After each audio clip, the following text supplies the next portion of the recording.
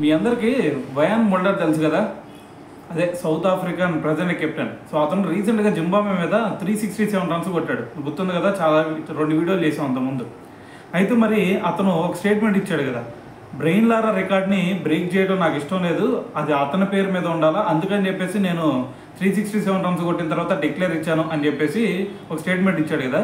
అయితే ఎప్పుడైతే ఈ స్టేట్మెంట్ ఇచ్చాడో వెంటనే బ్రెయిన్ లారా దీని గురించి రియాక్ట్ అయ్యాడు అనమాట. అయితే అతనితో మాట్లాడాడు. అక్కడ మాట్లాడిన తర్వాత ఏం చెప్పాడంటే, ఒకటి గుర్తుపెట్టుకోరు అబ్బాయి, నేను నీ ఏజ్లో ఉన్నప్పుడే ఈ రికార్డుని క్రియేట్ చేశాను.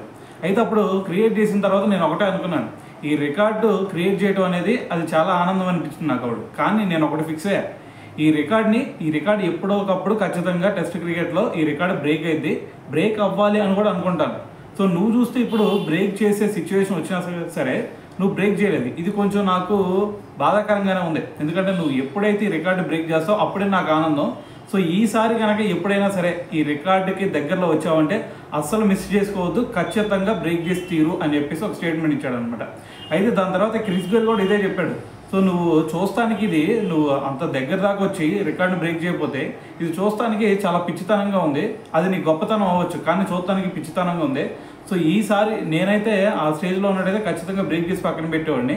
సో ఈసారి నువ్వు అటువంటి పిచ్చి పని చేయొద్దు అని చెప్పేసి క్రిస్ గేల్ కూడా చెప్పాడు అనమాట.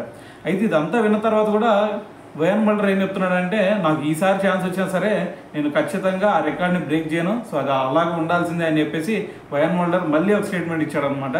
సో మరి ఎవరి పిచ్చి వాళ్ళకి ఆనందం కదా. సో ఏదైనా సరే మరి వయాన్ ముల్డర్ అతని ఒపీనియన్ని మనందరం కూడా గౌరవించాల్సిందే. సో అది అతనికి ఇష్టం, ఇది మనకిష్టం. సో అతను కొత్త రికార్డు క్రియేట్ చేస్తే అది చూడటానికి బాగుంటుంది అని చెప్పేసి మనం ఇష్టపడుతూ ఉంటాం. అతనికి ఏంటంటే ఆ లెజెండ్ అదే విధంగా ఉండాలి అనేది అతని ఇష్టం. సో కాబట్టి దీన్ని జడ్జి చేయడానికైతే మనం చేయకూడదు అనేది నా ఒపీనియన్ అనమాట.